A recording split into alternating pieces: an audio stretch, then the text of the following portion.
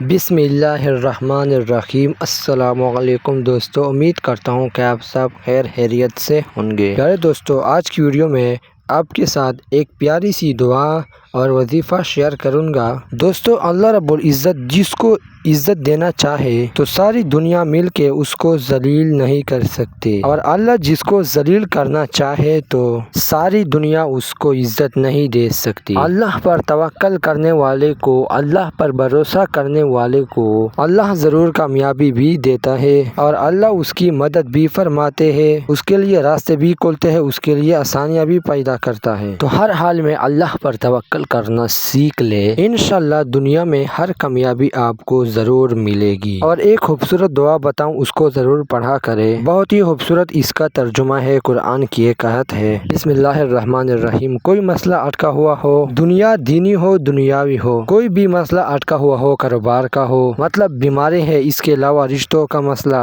اور اس کے علاوہ تعلیم کا مسئلہ، کاروبار کا مسئلہ، کوئی بھی مسئلہ ہو تو آپ کیا پڑھیں گے؟